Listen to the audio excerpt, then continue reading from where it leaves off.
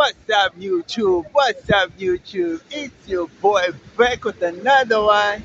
Guys, in today's video, we want to discuss how African leaders betray Africa and how they're in it for themselves, right? You understand what I mean? Yes. Oh, it's true. Thanks, man. So, people, come along with the ride. This is Cape Town on New Year's Day. Holla! You're supposed to smile. You're supposed to be smiling, but you're smiling.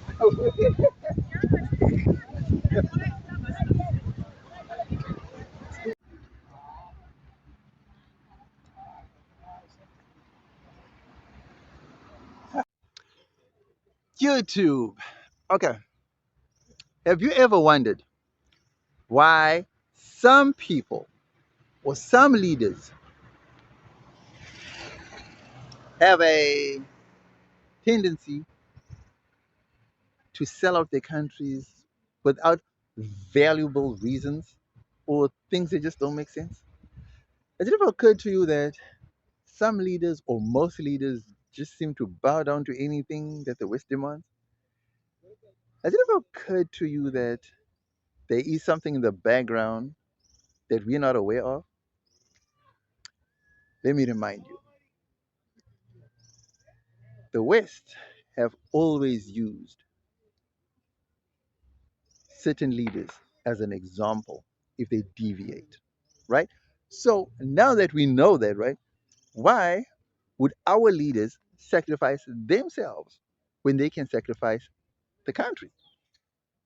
So, for example, Gaddafi wanted to start an African currency, right, backed by Libyan gold. What happened to Gaddafi? Was eliminated. Okay. Patrice Lumumba, Joseph Sankara. These are just examples of leaders who wanted the best for their nations and they were taken out. So, if you were a leader of a nation and you saw what happens to leaders who want the best for their nations, would you go ahead with your plans or would you bow down to the pressure? So, it's either your life or the life of the nation. Which would you choose? Brave leaders would usually go ahead with their plans and sacrifice themselves for their country. A good example is this is Nelson Mandela. Nelson Mandela decided a long time ago, actually, that he was going to sacrifice his life for the life of the nation, right?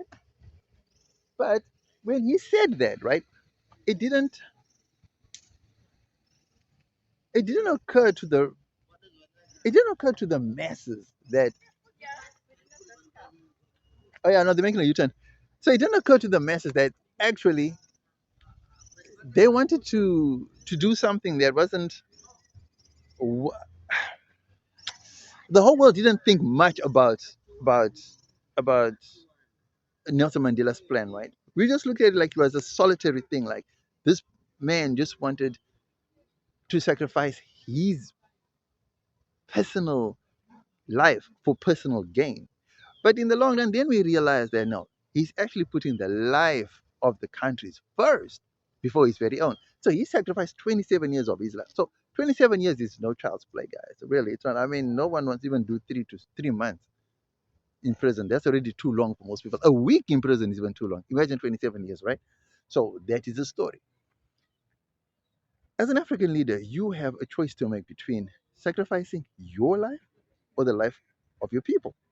And what do most African leaders choose? The life of their people while preserving their own. Now, is it a good thing or a bad thing? It's definitely a bad thing because one life is not worth millions, right? You chose to be in the hot seat. You got to take the good and the bad that comes with it being in that hot seat, right? But most African leaders wouldn't do that, right? So this is evident in many different aspects of the political sphere of which they operate in. Now, A case in point. Do you know that South Africa has trade agreements with European car manufacturers that they are not going to manufacture cars in South Africa, but instead they are going to assemble cars in South Africa? And if they deviate from this plan, trust me, the West will make sure that those African leaders pay. And those leaders are not willing to pay, not with their lives, not with their monies. So who gets to sacrifice? So who do they get to sacrifice? The nation. So what happens? Now we're suffering. Imagine we're importing things that we could be manufacturing, all because of the trade agreements these African leaders made with the European counterparts. And this is totally unfair. It is totally unfair. Sometimes you look at what could be an easy thing like,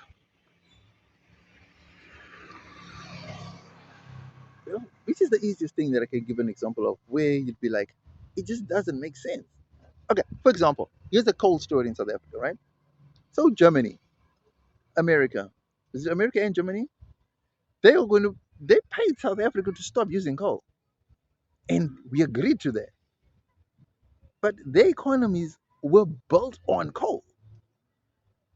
So why would we stop using coal, and yet we have, I don't know, 500 years or 400 years worth of coal, and we're going to stop using coal, and they're going to buy all the coal from us? How does this make sense? Let me know, how does this make sense? So these are the things I'm talking about, where African leaders betray us, and it just does not make sense. Guys, let me know what you think about this topic in the comment section below. Don't forget to like, comment, share, and subscribe to the channel. You know we family, right? Allah.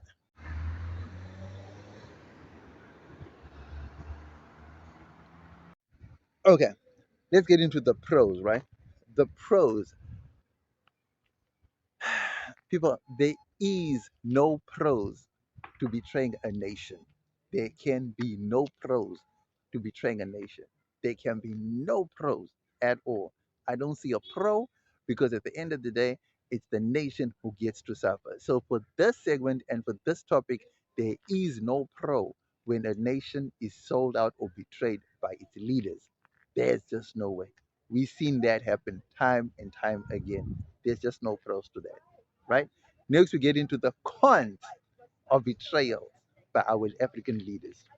Hala.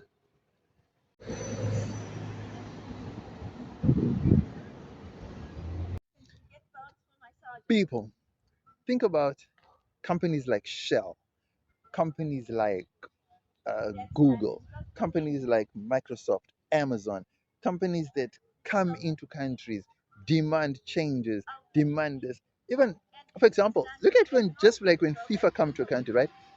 They just do not change the landscape of the political landscape of a country, right? Things have to be moved around, like legally. I'm talking about legally, because FIFA operates like a country on its own. So it's like you are welcoming the head of a state, and things got to be shifted around just to accommodate FIFA's demands, right? That's just an example, right? So, but a country gets to gain from the exposure from FIFA. At least that's a good thing, right? But when you look at the companies I just mentioned now, these companies come in, even like the mining companies, when they come in and they extract these minerals, people, there's a lot of damage done to the ecosystem of a country. Like for example, like Shell, the oil spills, the people can't even fish in their villages anymore. The water is polluted. That is polluted, all because money is exchanging hands, and these leaders are being paid, and they are basically the country is basically being ran by corporations now. Why on earth? Why on earth would leaders who came out of struggle sell off a country if they so love a country? Did you ascend to power because you actually wanted to make money? Or did you ascend to power because you tried to better the country? Now, I know for a fact that a lot of leaders, technically in their minds, They have these grandiose ideas and they sell us these big dreams of what they're going to do to the country and how they're going to better the nation, right? But as soon as they get into the power seats and power corridors of power, all that goes out the window. Where does that leave the countries? Where does that leave us as a nation? So I'm not sure if I'm not sure if the fear of the West is what drives these leaders to make these rash decisions that they come up with. I'm not sure if it's being strong armed. I'm not sure if it's being threatened. I'm not sure if it's money exchanging hands. But one thing I do know is that there is some sort of selling out or some sort of betrayal that happens because Africa is always on the receiving end of a short, bad, terrible slave deal. And that cannot be the status quo. It just cannot be.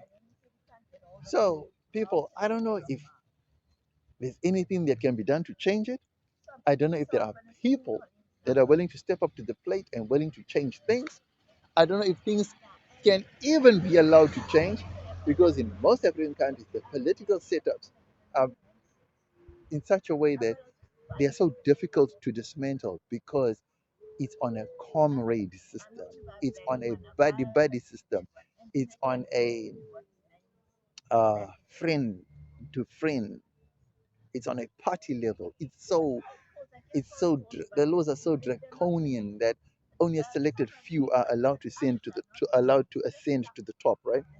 So yeah, man, it's difficult, and the worst thing is there's always some outside influence on the advisory board to these leadership and these presidential aides. I just don't get it. I don't understand why, and yet on the Western side, there's just no African influence at all. I don't know. Maybe I'm wrong. I don't know. Maybe I'm the one who's delusional. But for me, I just don't. I can't say it. Maybe there's something in the background, like I'm saying, that I'm not aware of, that allows all this manipulation to happen. I don't know. Like I'm saying to you, maybe it's threat, maybe it's money, maybe it's being strong arm tactics. I just don't understand. I just don't get it. Maybe it's contracts. But if it comes down to contracts, don't you read a contract? Don't you see that you're being cheated out of something? Don't you see that you're giving up more than you're receiving? I mean, surely they must have lawyers that look into these contracts. Or is it just, well, sign on the dotted line? You be the judge. I'm trying to judge this thing and I just can't seem to judge anything, man. Really, I'm stuck.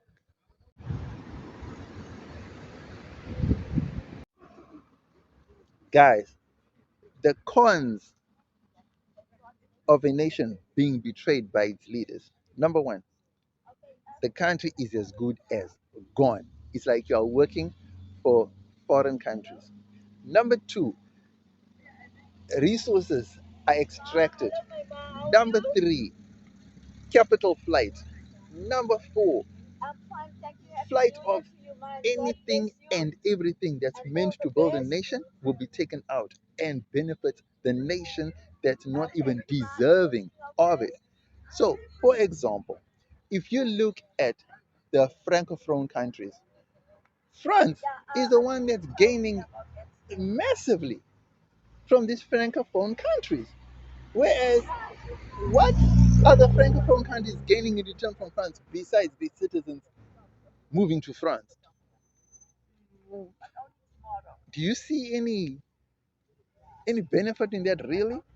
I don't. So those are just examples of how you could how a country is actually betrayed and what happens when leaders are betraying a total nation. So at the end of the day,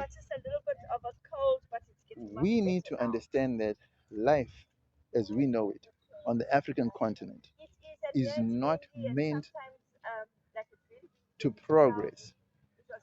We are meant to suffer until eternity because at the end of it all, there are nations waiting to benefit from our pain and suffering. And all this is being done with the aid of corrupt crooked leaders, and those leaders need to go. Guys, let me know what you think about this topic in the comment section below. Was I on the money or did I totally miss the mark with this one? Don't forget to like, comment, share, and subscribe to the channel. You know we family, right? Yo, Happy New Year 2025 and beyond. Blessings to everyone to the channel on the channel, viewers and subscribers. Salute.